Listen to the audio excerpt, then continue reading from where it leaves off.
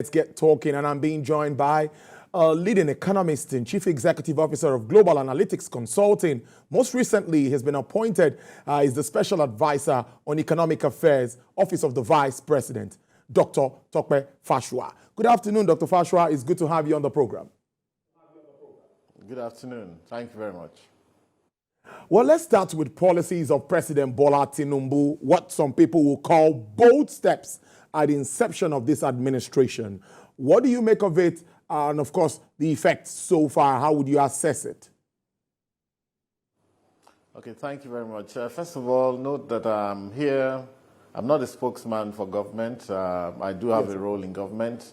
I'm here basically to just try and clarify some of the policies that have been taken already from a purely educational and economic perspective. So you asked about the bold actions and policies of government. One of them is about the fuel deregulation, which was the fuel price deregulation at the downstream market, which was taken, one of the first steps taken. And I think I've also tried to clarify in other fora that that was the policy long in coming, because it was clear that we needed to walk away from the former regime where we had a lot of fraud in that sector and all of that, and we weren't quite sure what was the daily consumption, what was being smuggled out, and all of that. And I think what the president tried to do is to say, you know what, let's be very clear about our finance. It used to be that every time we exported crude oil, most of the proceeds ended up being spent on subsidies and so on. And so that's perhaps the reason why the president took that decision.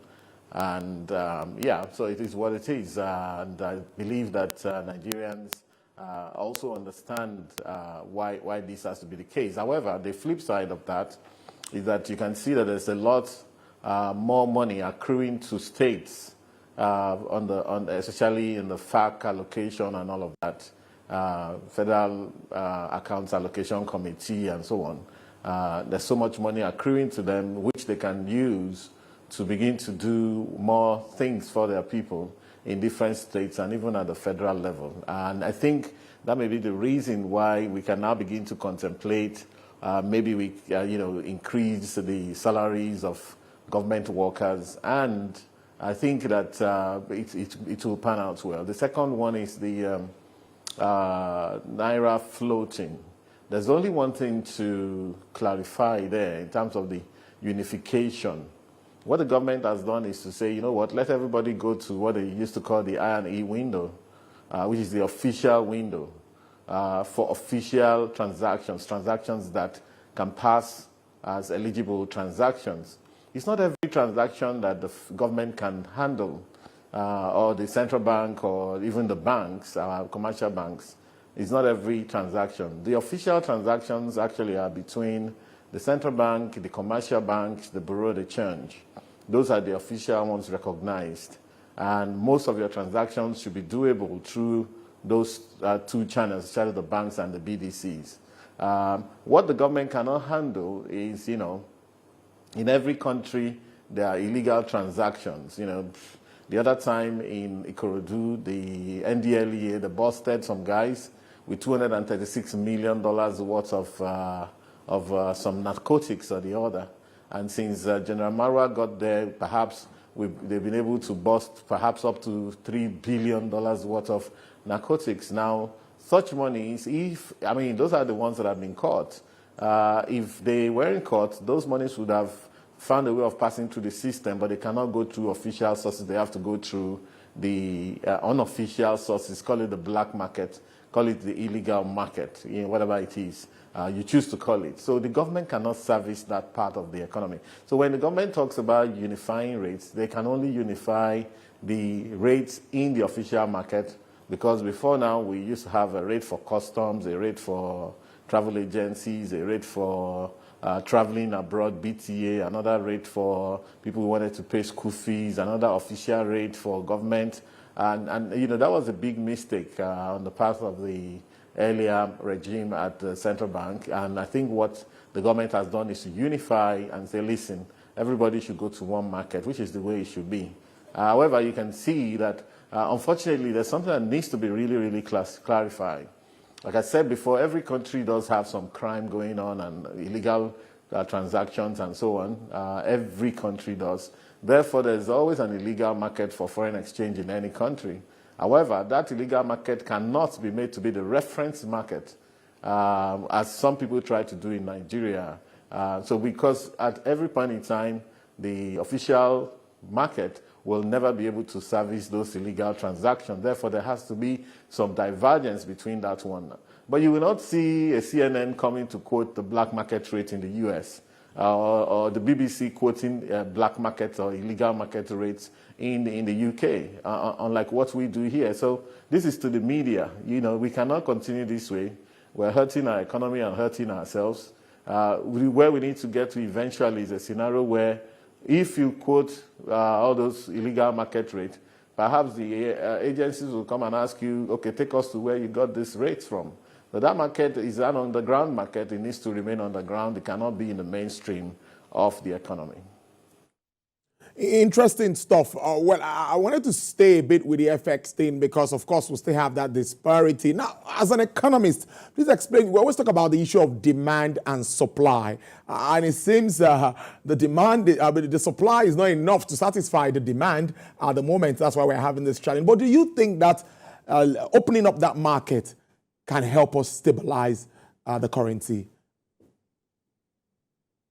Clean up the market. I will give you a brief about the import and export profile of Nigeria. From where I see it, I'll tell you that Nigeria, we have more than 20 to 30 different categories of goods that we import into this country on a yearly basis, which are in the billions of dollars. And so many times when I hear people talk about lack of supply, I wonder if people believe that there's some money we're being owed out there that needs to come in. What we need to do is everybody needs to shape up. And, you know, we need to get rid of some of our assumptions. And, in fact, I probably would call it a sense of entitlement. If you don't know who you are and what your strengths are, that's when you go on and on demanding for what you haven't worked for. So it's a time for us to all go and work for this same dollar that we desire so much.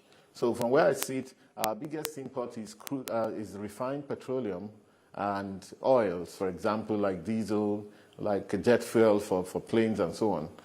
We spend close to 30 billion on that line every year. On technology alone, technological goods and what have you, maybe another 5 to 6, 7, 8 billion dollars. On wheat that's used to make bread, about $4 billion. On sugar and confectionery sugar, we spend $1.5 billion. On milk and fish, we spend $1 billion each. You know, on phones, officially, the last figure that came out was $771 million. And, you know, so we can go on and on. I mean, look around you and ask yourself, what is it that was made in Nigeria where you stand? Not even the clothes on our body. You know, our textile companies are probably working at maybe 10% capacity. And so I think it's time. It's something we need to confront. But oftentimes we sound as if we expect these things to drop from heaven. It's never going to drop from heaven. Because if you look at the flip side, the export, we have only 2 items that we export in the $1 billion, which the first one being crude oil and gas.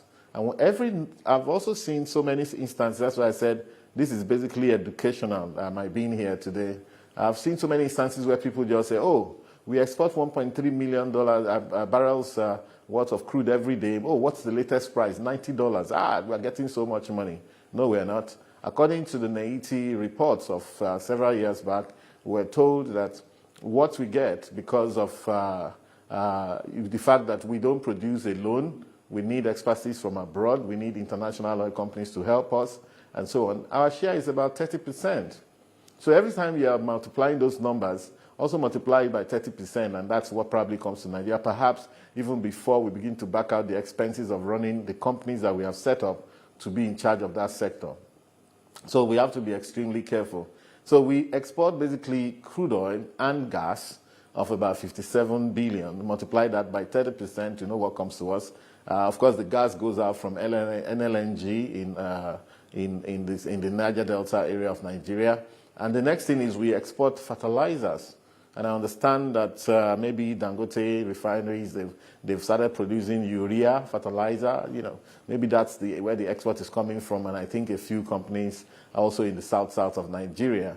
And that's maybe about $1.5 billion to $2 billion in terms of fertilizers. The next item, you will see something like cocoa beans and stuff, 700 billion. You see things like seed oil, sesame seed, groundnut oil, and so on, maybe about $600 million. And then it tapers off. You realize that everything else are agricultural products. So this is a country where we are still basically, you can actually net off what we get in terms of crude oil with what we import in terms of petroleum, and everything else becomes crops. So here we are with very sophisticated tastes, and we're talking about we're still an agricultural country, still that first level, first primary product economy. And so every Nigerian has to get in touch with this and understand that, look, this is a time for us to really, really adjust, honestly. Well, let's move to talk about the present management of the CBN, because most of these issues have a lot to do with the Apex Bank. We know what happened in the past, initiatives and all of that, that the central bank got into, Anchor Borrower scheme and all of that. We can go on, the creative sector and all of this. But what would you suggest? Where do you think Dr. Cardoso and his team, where do you think they should take this from? Well, I think that Dr. Cardoso has made clear what he needs to do. I'm not an advisor for the CBN, and I cannot also preempt them here, but I think right from his confirmation at the Senate, it was very clear where he wanted to get to. He was talking about compliance. He was talking about doing things right. And of course, I think the consensus about the central bank going back to monetary policy strictly, for whatever that means, and maybe walking away from some of the intervention programs that it had done in the past, which some people believe were unorthodox, But every time we dictate what policy they do, and I think that the people who have been appointed in central bank and the people that they are meeting there are very competent to take decisions on the way forward for the bank. However, I think that we should also be careful not to just totally depend on central bank and put all the pressure on them. Perhaps it's the pressure that the people piled on them that made them go that far in the past. So let us allow them to do their work. And of course, if you want more about their policy, I believe you should contact them directly. Well, indeed, just looking at issues surrounding, because it's interwoven, the FX thing. But let's wrap up with inflation, debt burden, and of course, challenges for small businesses. What really is your outlook for the Nigerian economy moving on, considering all of these issues and, of course, some global issues beyond our control? Well, globally, my view has always been positive about Nigerian economy. As you can see that if anyone that's keen-minded, however, there's a lot of pessimism indeed, which we need to get rid of in the Nigerian economy and among the Nigerian people. I think that we also need to learn to count our blessings as a people so that they may multiply. Nigeria is a great country, great potentials that we haven't even started to explore many of those potentials of the economy. Even from the level of revenue generation, which we always complain about, the work being done by Messrs. Taiwo Yedele and his committee, of which I am still part of it. You could see that, if we do some things right, we could actually begin to talk about doubling our revenue as a country. And the money is right here. Look at what, well, I won't call him Governor Wike anymore, but perhaps we'll call him the mayor of Abuja or a minister for FCT. As he came in, what he did was he started talking to people about ground rents.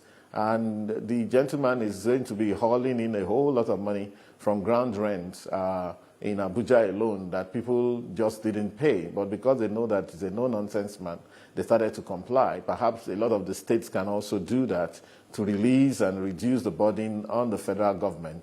So all I see is plus, plus, plus. Regarding inflation, there's a phenomenon out there called the seller's inflation, because we need to think about how prices are set in Nigeria. What is this thing driving inflation up every other time in Nigeria?